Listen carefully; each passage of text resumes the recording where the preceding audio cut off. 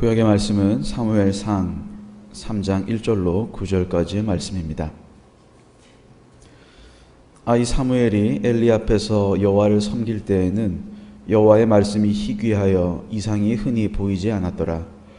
엘리의 눈이 점점 어두워가서 잘 보지 못하는 그때에 그가 자기 처소에 누웠고 하나님의 등불은 아직 꺼지지 아니하였으며 사무엘은 하나님의 궤에 있는 여호와의 전안에 누웠더니 여호와께서 사무엘을 부르시는지라.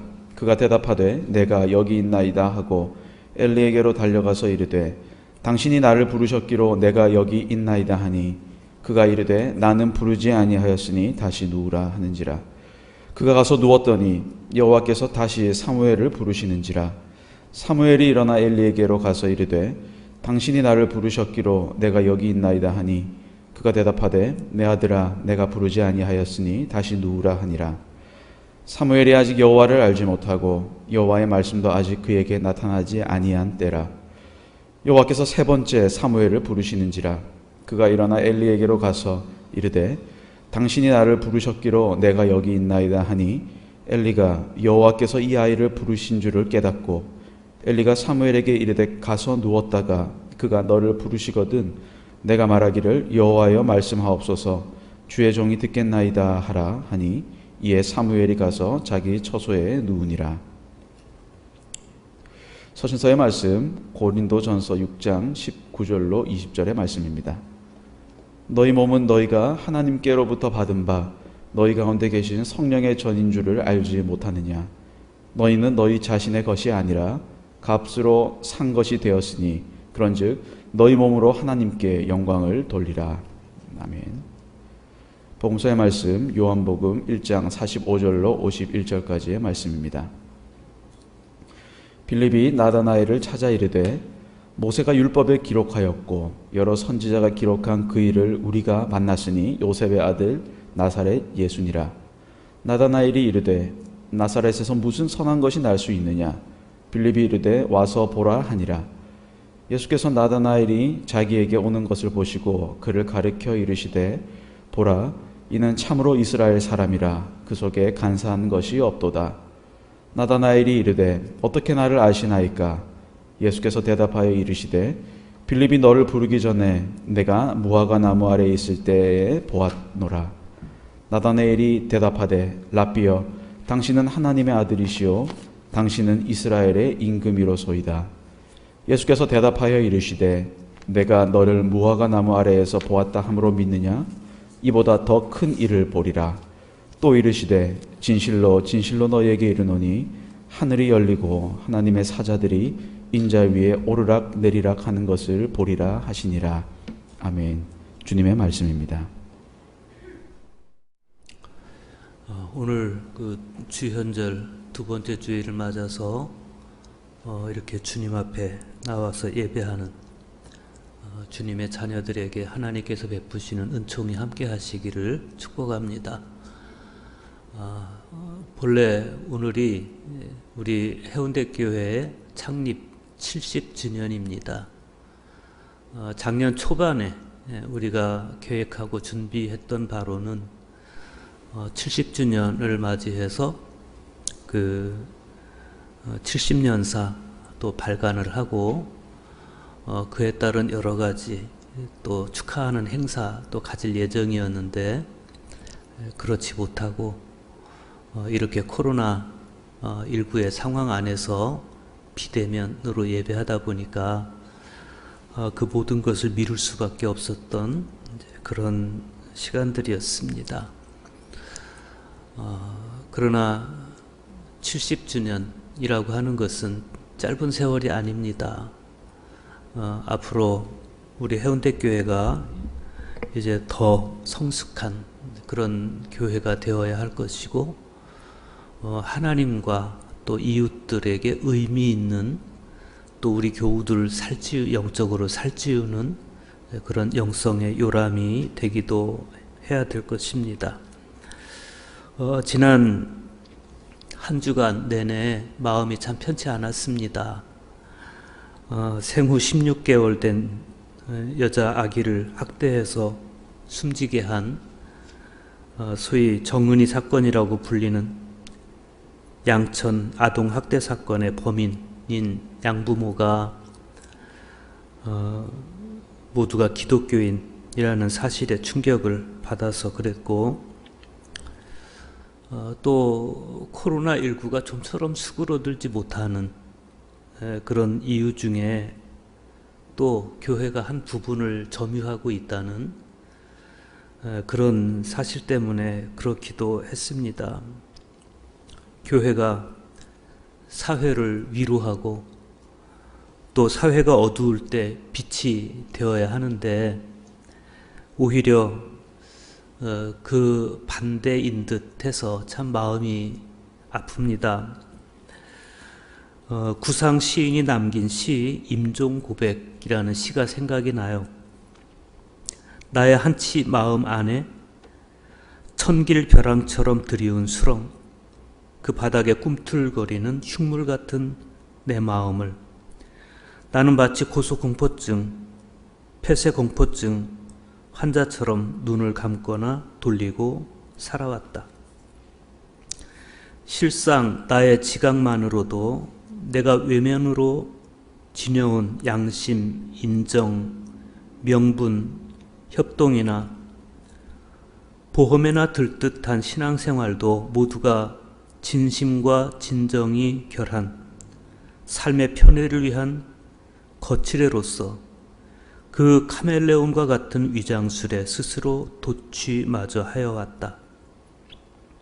그러나 이제 머지않아 나는 저승의 관문, 신령한 거울 앞에서 저런 추악망측한 나의 참모습과 마주해야 하니 이 일을 어쩌랴 하느님 맙소사. 이런 시입니다.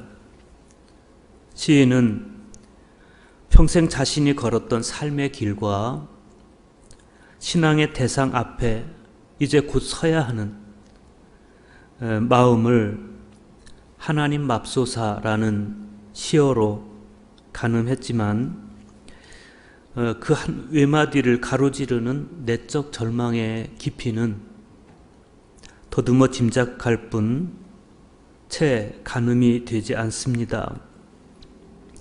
사실 그리스도인이라는 이름으로 살아간다는 것은 스스로에 대해서도 그리고 우리를 바라보는 사람들에 대해서도 결코 가볍지 않은 책임을 지는 겁니다. 그 책임은 내려놓은 채 열성이 영성을 앞서가니 종교에는 많지만 신앙인은 없다라는 세간의 혹평이 좀처럼 잦아들 수 없는 겁니다. 정말 하느님 맙소사입니다. 지금은 열성이 뻗친 종교인이 아니라 영성이 맑은 신앙인이 되어야 할 때입니다. 필로칼리아의 수덕 영성 심리학에 의하면 신앙인들이 하나님을 기억할 때 갖게 되는 세 가지 차원의 슬픔 혹은 고통이 있습니다. 첫째, 하나님의 아름답고 순수한 빛 가운데서 드러나는 자신의 죄에 대한 참된 인식에 근거한 슬픔이 있습니다. 두 번째로, 하나님께 마음을 모으는 과정에서 자신에게 임하는 자신의 죽음을 기억하는 슬픔의 차원이 있습니다. 마지막 세 번째로, 그리스도께서 내 안에 계심으로 인해서 일어나는 자아 포기를 수동적으로 맞이하는 슬픔이 있습니다. 그렇지만 이런 슬픔들은 결코 무의미하거나 소모적인 슬픔이 아닙니다. 이 슬픔은 우리를 온전히 그리스도 안으로 이끄는 거룩한 슬픔이고 우리를 재창조하는 슬픔입니다. 그래서 우리는 끊임없이 하나님을 기억함으로써 이 거룩한 슬픔을 통해서 재창조되어야 되는 것입니다. 그것이 왜 그렇게 중요한 노력인지 오늘 성서 일과의 말씀들이 보여주고 있어요.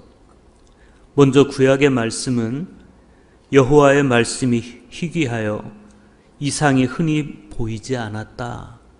그 말씀을 통해서 사사시대 말기 선지자나 제사장의 영적 상태가 매우 어두웠음을 짐작하게 해줍니다. 그렇지만 하나님의 등불은 아직 꺼지지 아니하였으며 라는 말씀을 통해서는 아직 신라 같은 희망이 남아있음을 보여주기도 합니다. 희망은 다른 것에 있지 않습니다. 우리가 끊임없이 하나님을 기억함으로써 하나님 안에서 내가 죽는 슬픔 혹은 내가 자아를 포기하는 슬픔, 내 죄에 대한 슬픔, 이 슬픔의 등불이 우리 안에서 꺼지지 않을 때 희망은 거기에 있는 것입니다. 서신서의 말씀에서 사도 바울은 고린도 교회 성도들에게 너희 몸은 하나님께로부터 받은 바 성령의 전이다 이렇게 말씀하고 너희 몸으로 하나님께 영광을 돌리라 이렇게 당부합니다. 성령의 전으로 살아가고 성령의 불이 우리 내면에서 꺼지지 않을 때 우리는 진정한 그리스도인일 수가 있습니다. 복음서에서 주님은 나다나엘을 향해서 보라 이는 참으로 이스라엘 사람이라 그 속에 간사한 것이 없도다 이렇게 말씀하시고 어떻게 나를 아시나이까? 라고 나다나엘이 물을 때 네가 무화과 나무 아래 있을 때 내가 보았노라 이렇게 대답을 해 주십니다. 무화과 나무 아래, 그곳은 이스라엘 사람들이 하나님을 기억함으로써 거룩한 슬픔을 통해서 재창조되는 상징적인 장소였습니다. 결국 오늘 성서 일과의 말씀들은 하나님의 성전으로서의 모든 그리스도인의 소명은 내면의 등불을 꺼뜨리지 않고 항상 영과 정신을 맑게 하는 것, 그리고 거룩한 슬픔을 갖는 것, 거기에 있음을 보여줍니다. 먼저 구약 성경을 보겠습니다. 사무엘상 3장 1절 보십시오. 아이 사무엘이 엘리 앞에서 여호와를 섬길 때에는 여호와의 말씀이 희귀하여 이상이 흔히 보이지 않았더라.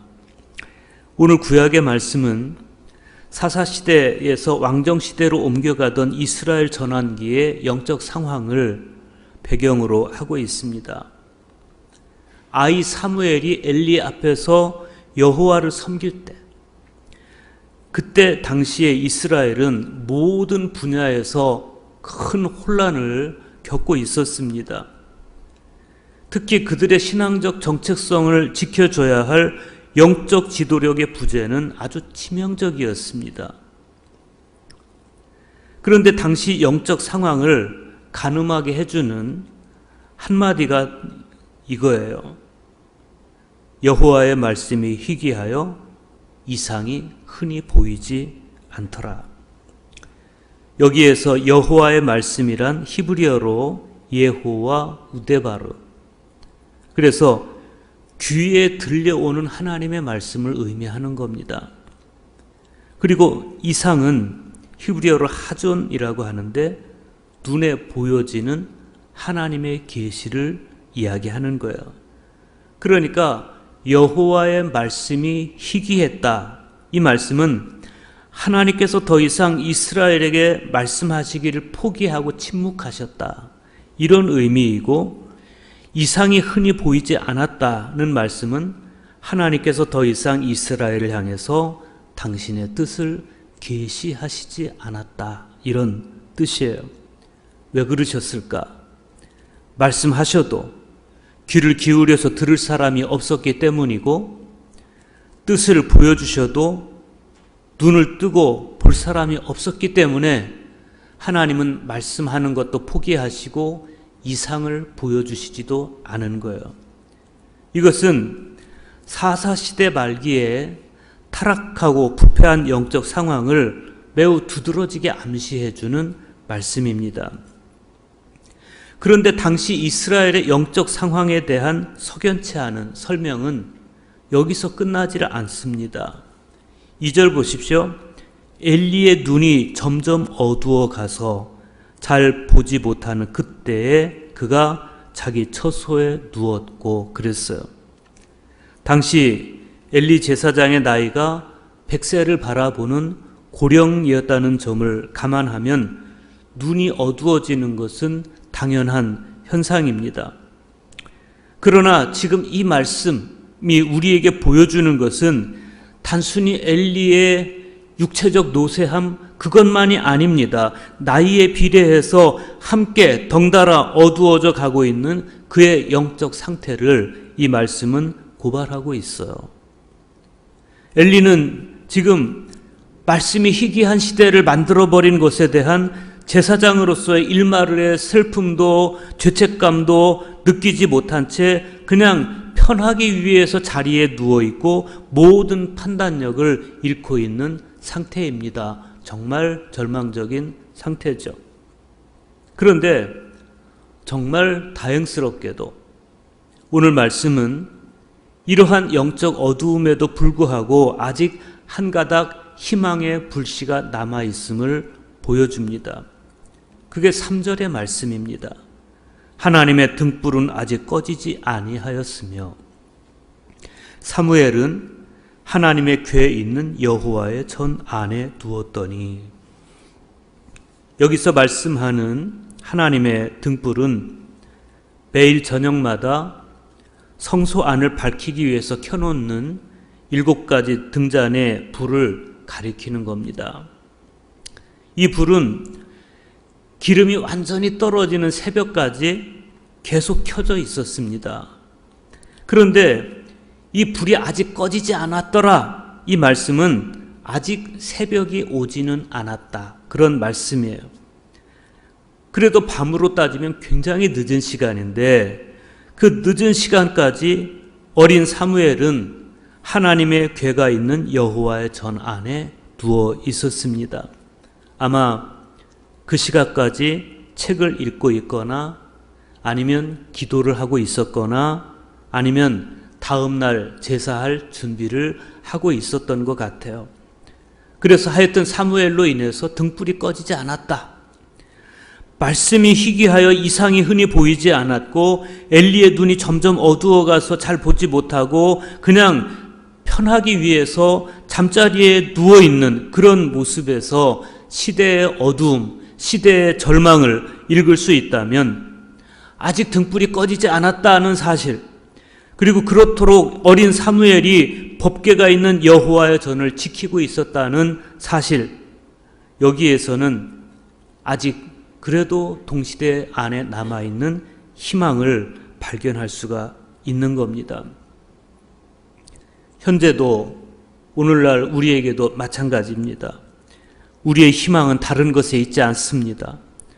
하나님의 등불이 우리 내면에서 꺼지지 않고 우리 내면이 하나님의 성전, 하나님의 성소가 되고 있을 때 희망은 거기에서부터 시작이 되는 것입니다.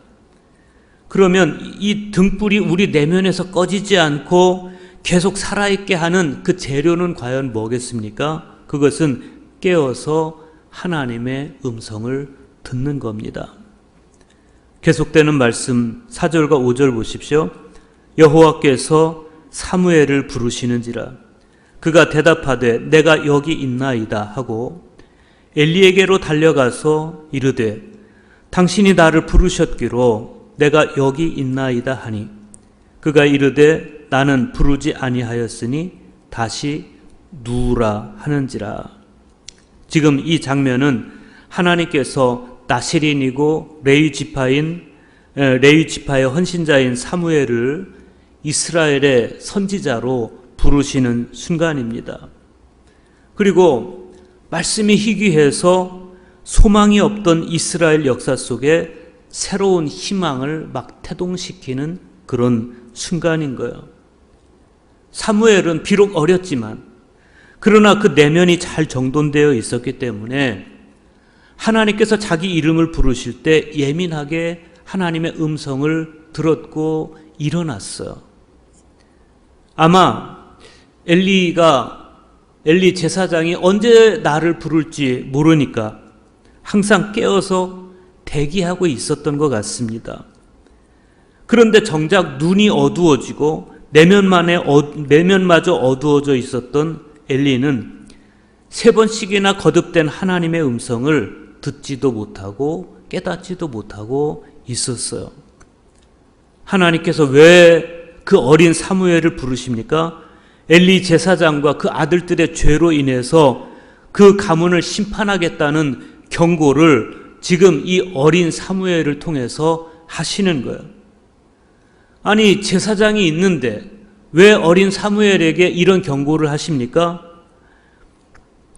이미 하나님과 엘리 제사장 사이에 대화가 사라져 버렸고 하나님께서 이제 대화의 상대를 엘리에게서 사무엘에게로 옮기신 거예요. 이미 말씀이 희귀해서 들리지 않았다. 이상이 보이지 않았다. 이것은 하나님께서 엘리와의 대화를 끊었다는 것이고 그를 통해서 어떤 이상도 보여주지 않았다는 겁니다. 이제 그것을 사무엘을 통해서 하시려는 거예요. 똑같은 부르심이 3번 있고 나서야 비로소 상황을 깨달은 이 엘리 제사장이 어린 사무엘을 불러서 이렇게 말합니다. 가서 누웠다가 그가 너를 부르시거든 네가 말하기를 여호와여 말씀하옵소서 주의 종이 듣겠나이다 하라.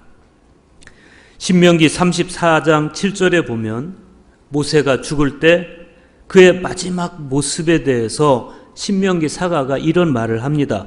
모세가 죽을 때 나이 120세였으나 그의 눈이 흐리지 아니하였고 기력이 쇠하지 아니하였더라.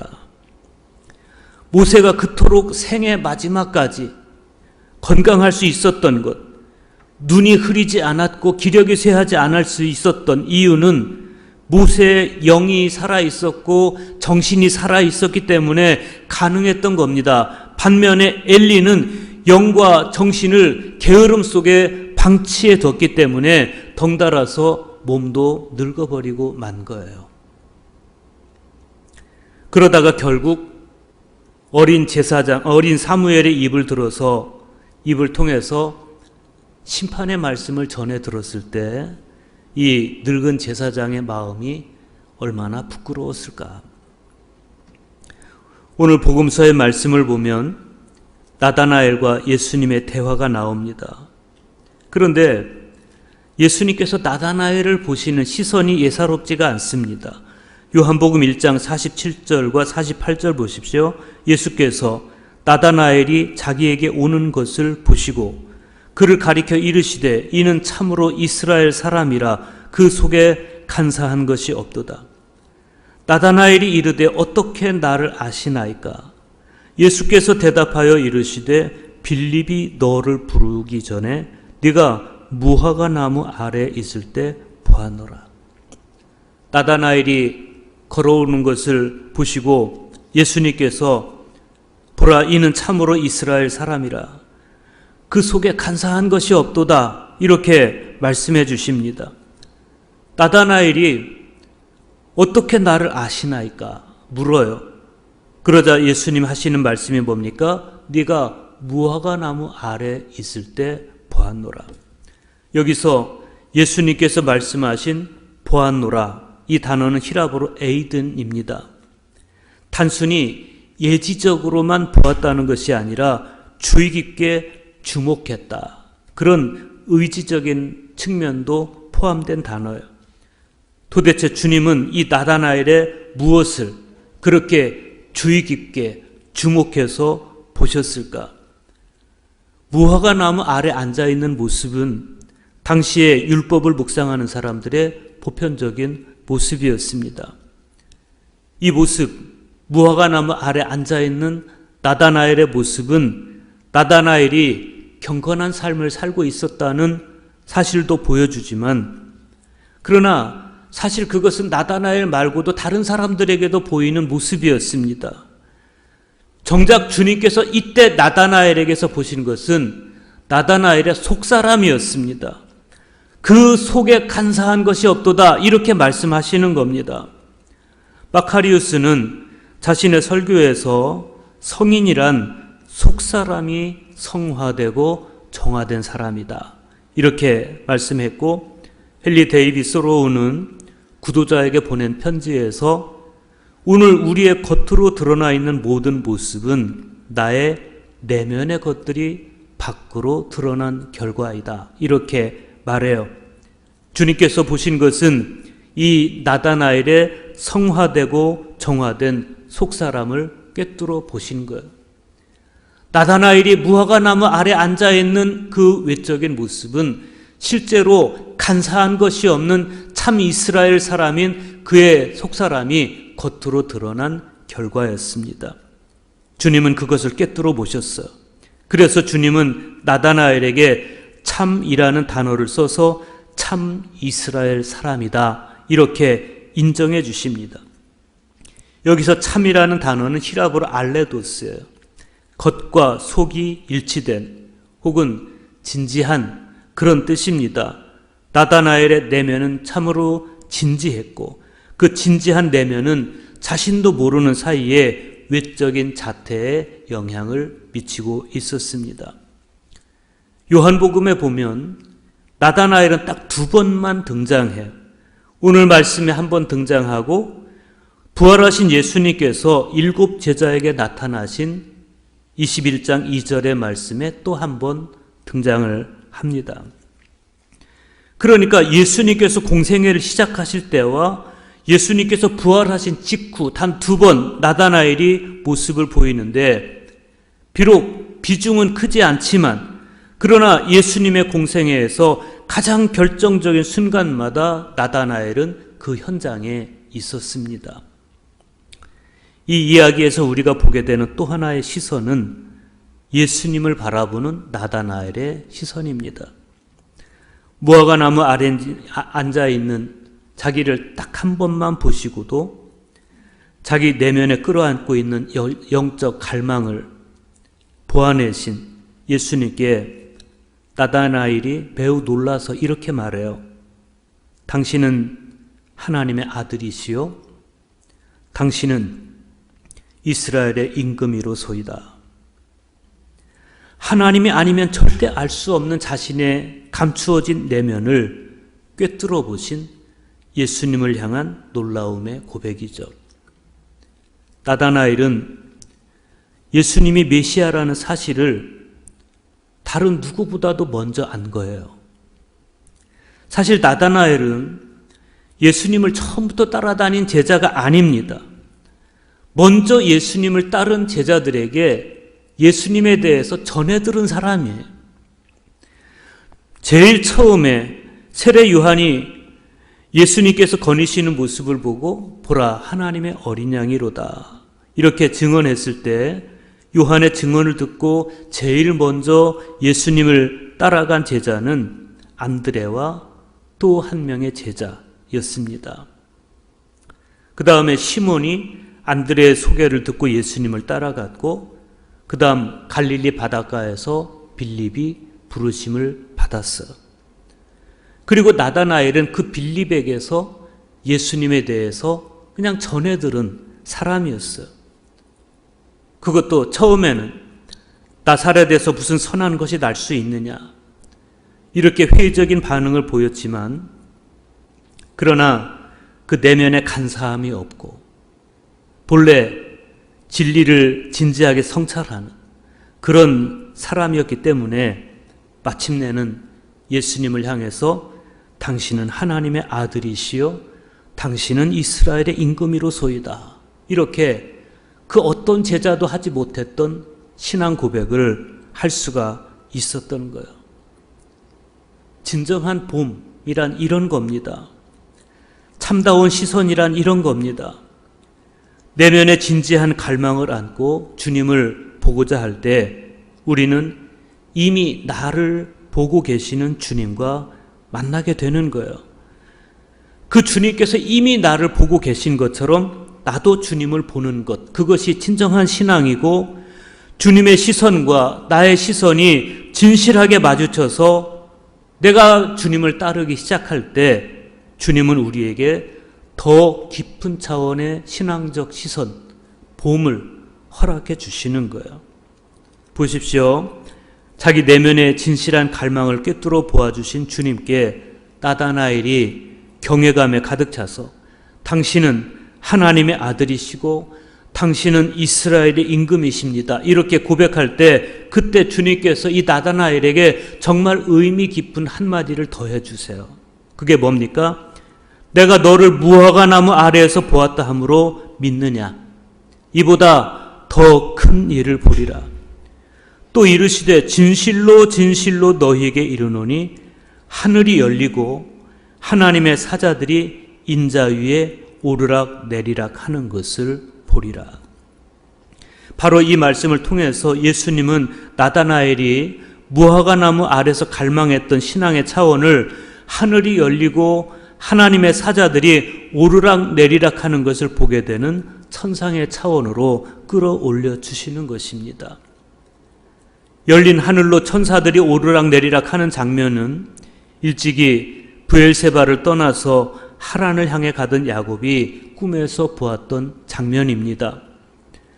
열리기 이전의 하늘은 그냥 물리적인 공간에 지나지 않지만 그 하늘이 열리는 날에는 영적 공간이 되는 겁니다.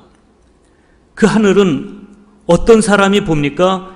영의 눈을 뜬 사람, 나이가 들어도 눈이 어두워지지 않은 사람만이 볼 수 있는 하늘입니다. 주님은 나다나엘에게 너는 이제 그런 시선을 갖게 될 것이다, 그렇게 말씀하시면서 이제부터는 무화과나무 아래서 막연한 갈망으로 가슴앓이 하는 그런 구도자를 넘어서 천상의 신비를 보고 기쁨을 얻게 될 것이다, 그렇게 말씀을 하시는 거예요. 예수님이 오신 것은요, 하늘이 열린 사건이에요. 성령님이 오신 것도 하늘이 열린 사건이에요. 말씀이 들려온 것도 하늘이 열린 사건입니다. 오늘 여러분을 위해서 하늘이 열리시기를 축복합니다. 언제 하늘이 열립니까? 무화과나무 아래를 찾아서 말씀을 묵상할 때, 나의 내면이 하나님의 거룩한 성소가 될 때, 그때 우리를 위해서 하늘이 열려요. 그래서 사도 바울은 오늘 서신서에서 이렇게 말씀합니다. 너희 몸은 너희가 하나님께로부터 받은 바 너희 가운데 계신 성령의 전인 줄을 알지 못하느냐? 너희는 너희 자신의 것이 아니라 값으로 산 것이 되었으니 그런즉 너희 몸으로 하나님께 영광을 돌리라. 우리의 몸이 하나님의 거룩한 성소가 되어서 성령의 불이 내 안에서 꺼지지 않을 때, 여러분을 위해 하늘이 열리고 성령이 비둘기같이 여러분에게 임하시고, 그럴 때 여러분은 천상의 기쁨을 얻게 될 것입니다. 헨리 데이빗 소로우의 표현을 빌리자면, 내면이 천상의 기쁨으로 가득 찬 성도는 그 기쁨이 얼굴 전체로 배어 나올 것입니다. 말씀이 희귀하여 이상이 보이지 않습니까? 눈이 어둡듯이 내면 또한 어둡다고 느끼십니까? 무화과나무 아래를 찾아서 말씀을 묵상하시기를 바랍니다. 나의 내면을 하나님의 거룩한 성소로 만드시기를 바랍니다. 거기서 우리는 자신의 죄를 슬퍼하고 나의 죽음을 슬퍼하는 겁니다. 그 과정을 통해서 우리가 천상의 기쁨을 얻게 될 때, 나의 내면이 천상의 기쁨으로 채워질 때, 그 기쁨은 우리 얼굴 전체에 배어 나오게 될 것이고 우리는 참된 내적 행복을 누리게 될 것입니다. 그래서 하나님께로부터 또 이웃에게로부터 당신은 참으로 그리스도인이요, 당신 속에 간사한 것이 없군요, 이런 인정을 받게 될 때, 그때 비로소 우리는 힘을 내서 예수님을 전할 수 있는 신자가 되는 것입니다. 우리 모두 그럴 수 있기를 주님의 이름으로 축원합니다.